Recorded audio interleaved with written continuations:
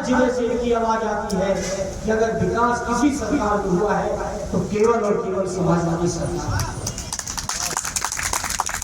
ये भारतीय जनता पार्टी वाले भाषण इनके सुनो तो कहेंगे उत्तर प्रदेश वाले कहेंगे कौमी, दिल्ली वाले कहेंगे कौमी। लेकिन सोचो मेरे बलिया के लोगों, जहाँ इतनी बड़ी अर्थव्यवस्था के भाषण देते हो, वहीं आप सोचिए ऑपरेशन सिंदूर हुआ भी, पाकिस्तान के खिलाफ भी युद्ध हुआ, और ये बात आज से नहीं, मैं बचपन से सदैव नेताजी के मुख से सुना हूं, आप सब समाजवादियों ने भी सुना होगा।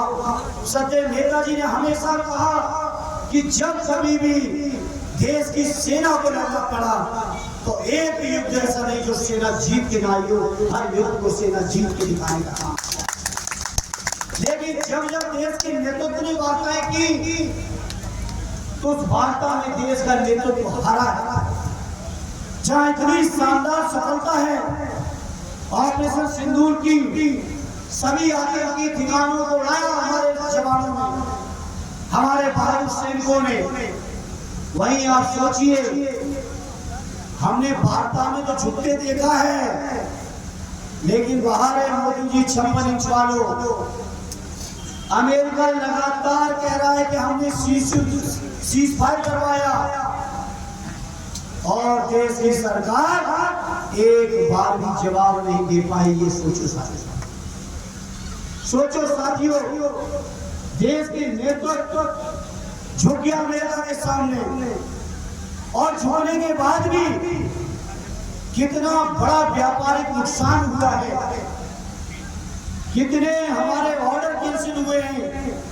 अमेरिका में जो एक्सपोर्ट होता था तो वो आपके सबके सामने है, और ये सब इसलिए हो रहा है क्योंकि हमारी सरकार कंफ्यूज है, हमारी सरकार इस पर फैसले नहीं ले रही है, हमारी सरकार को नहीं समझ आ रहा क्या देश के हित में है, क्योंकि सरकार दिन रात व्यस्त है केवल प्रचार में, प्रसार में, झूठ बोलने में, विरोधियों को कैसे इनकम टैक्स सीबीआई में फंसाएं इस बात में।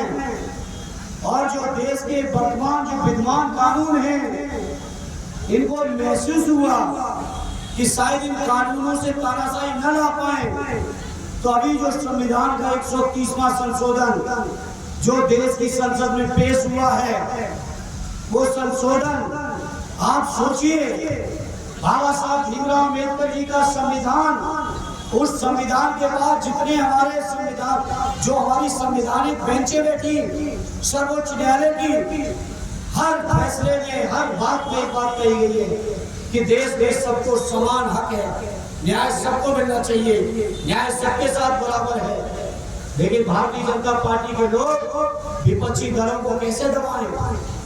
उसके लिए क्या कानून ले आए कि किसी भी मंत्री, मुख्यमंत्री को 30 दिन के लिए जेल में डाल दो, उसको इस्तीफा देना पड़ेगा, नहीं देगा तो ऑटोमेटिक इस्तीफा माना जाएगा। ये संविधान संशोधन है, और ये संविधान संशोधन कोई भ्रष्टाचार को रोकने के लिए नहीं हो रहा है। भ्रष्टाचार को रोकने के लिए बहुत सारे कानून पहले से बने हुए हैं।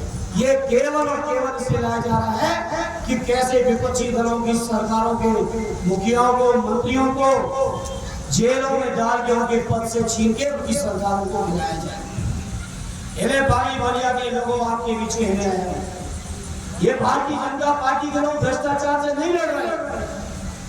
अगर ये लड़ रहे होते तो बताओ, आप सब बलिया वाले साथियों जानते हो, थानों में, तहसीलों में, कलेक्ट्रेट में, डीएम दफ्तर में, कप्तान दफ्तर में, सीडीओ दफ्तर में, स्वास्थ्य विभाग में, पंचायत विभाग में, बताओ उत्तर प्रदेश में पहले कभी ऐसा भ्रष्टाचार हो? इतना